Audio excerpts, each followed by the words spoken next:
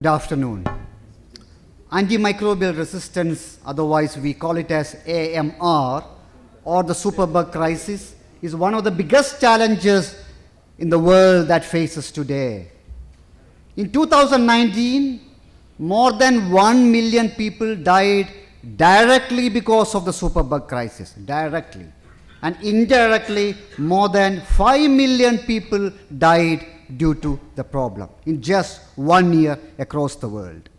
And we all believe it's because of irrational antibiotic usage. It's partly because of irrational antibiotic usage, because we use antibiotics. When we use antibiotics, the bacteria become resistant, and then the bacteria spread. But that spread of the bacteria is much more relevant than probably just the generation of bacteria or resistance. So antimicrobial misuse is one of the several causes of antimicrobial resistance crisis. One of the recent publications based on the resistance rate in various European countries revealed that the volume of antibiotic usage is not directly proportional to the antimicrobial resistance rate. The volume is not directly proportional to the antimicrobial resistance rate, but the socio-economic indicators of the country, like the sanitation, the GDP, the governance, the corruption, poverty, and all other potable water, all these are directly proportional to the antimicrobial resistance rate, where the volume of antimicrobial usage is not.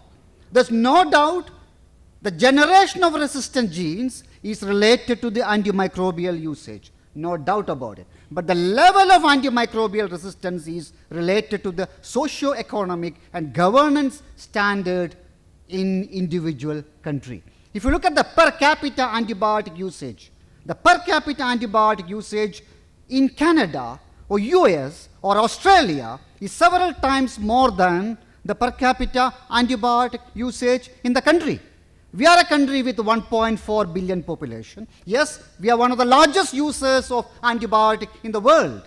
But that's not because of our per capita antibiotic usage is high. That's because of several other socio-economic indicators.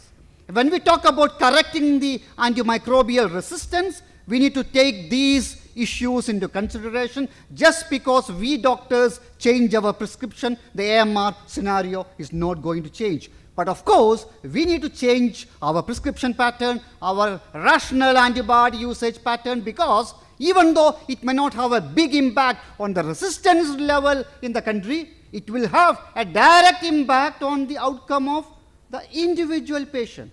No doubt, rational antibiotic usage has direct impact on the morbidity and mortality of the individual patient.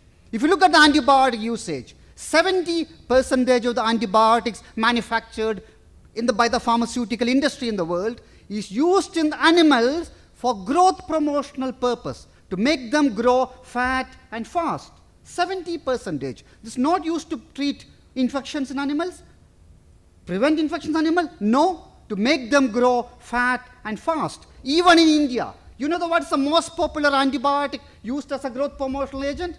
Colistin. The antibiotic that used in the hospital, the precious antibiotic, is the one that's most rampantly misused anywhere in the world. And India, we banned that usage in 2019 because of the data we gave to Indian government. The data from Chennai we published and submitted to Indian government. We convinced all the stakeholders, and government banned the growth promotional usage of colistin in the poultry and other animal farming. So the AMR crisis is much more complex and not just related to the antibiotic usage in animals. And when we look for a solution, we need new antibiotics. We need new vaccines to prevent infections. We need new diagnostics for rapid diagnosis of infections. We also need novel methodologies. And for you diabetologists, we need to explore the bacteriophage option. The bacteriophages are the virus killing the bacteria. They have got a great role to play in treating diabetic foot infections. The bacteriophage therapy started in Sorry, 1915. 1915. And Alexander Fleming discovered penicillin in 1928. Several years, 2 decades before Alexander Fleming discovered penicillin, scientists were using bacteriophages to treat infections. We have to remember electron microscopy came 10 years after the penicillin discovery. So people were not seeing the virus bacteriophage, but they knew it's killing the bacteria. But then the antibiotics introduced. Penicillin came, cephalosporins came, carbapenems came, and the bacteriophage therapy disappeared from the Western world. But due to the Cold War, the Russians and Eastern Europeans did not have enough access to the new antibiotics of the West, so they were forced to continue the research and treatment with bacteriophage therapy. And then because of antibiotic resistance, the West got interested in bacteriophage again 10 years ago. By that time, the Russians and Eastern Europeans were far ahead in bacteriophage therapy. Now, the British, the Europeans, and Americans are doing, Australians are all doing clinical trials on bacteriophages to treat various infections. Russians inject bacteriophage into the blood.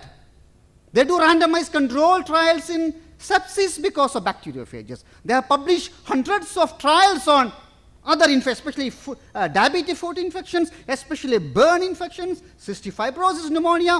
You can tell any infection, they use bacteriophages. It's time for our country to explore the bacteriophages as a treatment option for sepsis, burn infection, especially diabetic foot infection. We have got regulatory restriction. Our bacteriophage research methodology in the country is not advanced to have our own Indian phages for extensive clinical usage, but our scientists are doing good job in developing bacteriophages. In the next few years, and we have the facility for bacteriophage therapy in the country because of collaboration with Eastern European countries, we must explore such options.